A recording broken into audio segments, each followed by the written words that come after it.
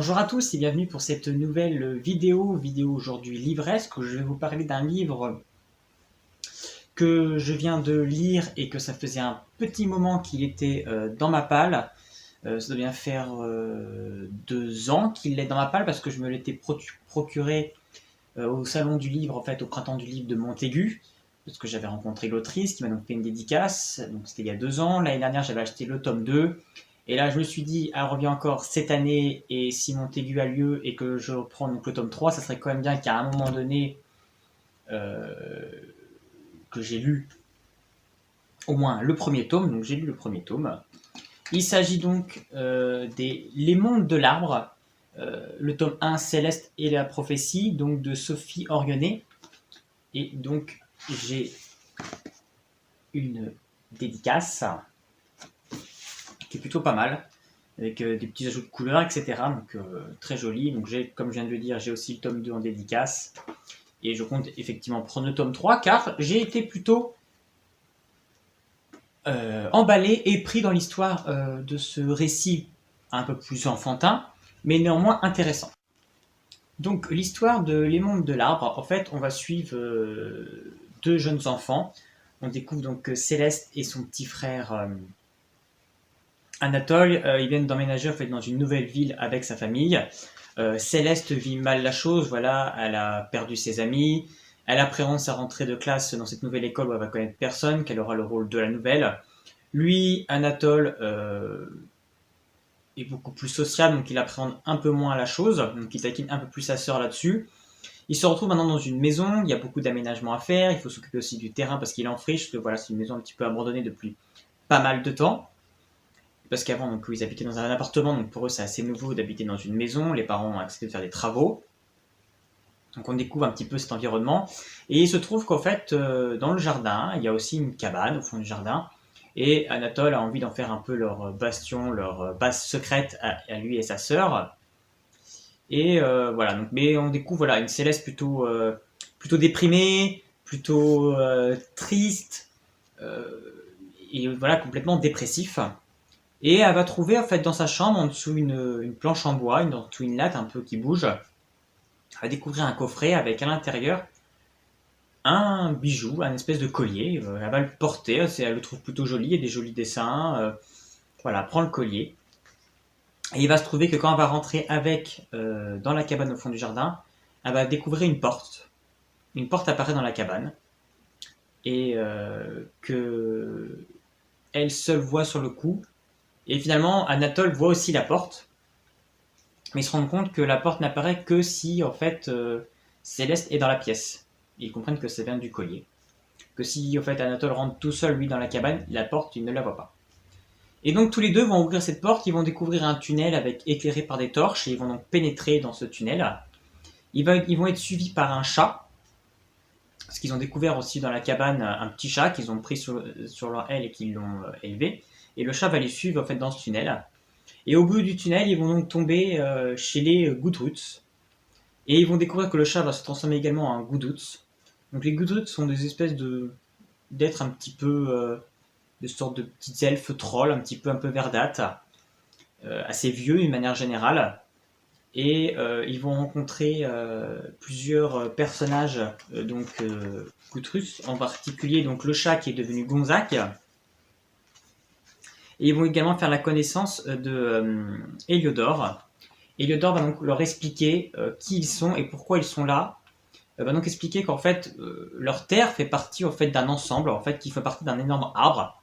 Donc la cime de arbre vit en fait leur espèce de déesse. Eux, les Gothouts sont juste en dessous et ils ont leur rôle est de protéger un petit peu les différents mondes. Et à l'intérieur de l'arbre, on va trouver différents mondes, donc le monde des humains, le monde de la glace, le monde du feu. Voilà, différents mondes. Et tout ça, en fait, fait l'ensemble de l'univers. En fait, ça remet tout en cause, en fait, le concept que Céleste et Anatole ont du monde, parce que finalement, en fait, ce n'est pas ça. Leur monde ne fait partie ce n'est qu'un morceau de cet immense monde qui fait partie de l'art. Et Héliodore leur explique que l'arbre est en danger, qu'en fait, c'est une prophétie, il y a un livre magique qui leur révèle des choses à faire et qui leur ont révélé que 4 adolescents allaient les rejoindre pour les aider à sauver le monde. Et donc, pour sauver ce monde, Heliodor va donc les amener à ce livre pour leur prouver. Mais il leur a dit on en saura plus sur la quête pour sauver ce monde que quand vous aurez réuni les 4 personnes, parce que là en l'occurrence ils ne sont que 2. Et leur explique qu'en fait voilà, c'est un terrible qui habite dans les bas-fonds en fait, de l'arbre, dans les racines, Mélena, qui en fait gagne en puissance et veut prendre le pouvoir et prendre la place de la grande déesse suprême. Et il en a déjà volé son sceptre. Et en fait il y a 3 éléments à apprendre, il y a l'arbre, le sceptre et une pierre magique et le livre. Et le livre, ils vont donc rencontrer le livre. C'est un livre magique qui prend des formes, et en fait, plus le monde va mal, plus ce livre en fait, devient petit et abîmé. Et Céleste va réussir à rentrer en contact avec ce livre et en fait va apprendre la création du monde, etc. Et comment on en est arrivé là. Ils vont retourner chez eux pour réfléchir et pour rechercher le reste des compagnons, parce que les Goudouts, Heliodor et Gonzague leur laissent carrément la possibilité d'accepter ou non leur mission, leur rôle, leur quête pour sauver le monde. Bien évidemment, le petit Anatole, lui, est très pressé et a envie de participer à cette folle aventure. Céleste, elle, est beaucoup plus choquée. Elle trouve ça complètement invraisemblable. Et de là, en fait, voilà, on va avoir des allers-retours en fait, entre le monde réel et le monde de l'arbre pour, au fur et à mesure, découvrir en fait, les autres personnes qui vont rejoindre leur équipe et qui va pouvoir mener enfin à la quête. Et surtout un petit peu l'interrogation de ce que c'est que ces mondes. L'interrogation en fait de Céleste et Anatole si ils ont la courage et la force finalement de partir et de prendre en main cette quête pour sauver le monde, parce que voilà, ça reste quand même que des enfants. Ils découvrent en fait que le temps qui passe dans l'arbre et le monde vivant, il est complètement décalé, en fait, il passe beaucoup moins vite, donc ils peuvent être beaucoup de temps en fait dans l'arbre sans que leurs parents se rendent compte qu'ils ont disparu. Donc voilà un petit peu en gros le résumé du premier tome.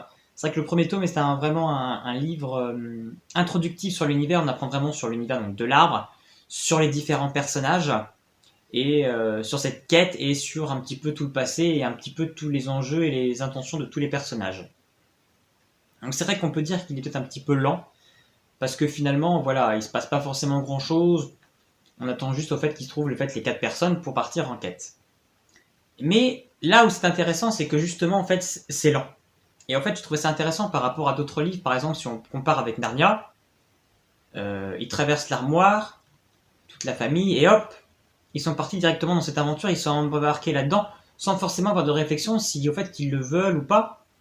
Et en fait, on a des fois cette sensation que ces enfants en fait ont peur de rien. Et là, c'est intéressant parce qu'on a ce recul-là où finalement les enfants reviennent dans leur monde et cogitent au fait sur tout ça. Et ça, c'est plutôt intéressant par rapport aux autres romans en fait jeunesse de ce style-là, quand ils passent dans un autre monde. C'est que là, il y a une réelle réflexion et sur la personnalité des personnages, sur les enjeux, sur les aboutissements et sur leur courage. Et ça, j'ai trouvé ça plutôt intéressant et innovateur en fait dans ce type de roman. Donc je suis plutôt très emballé.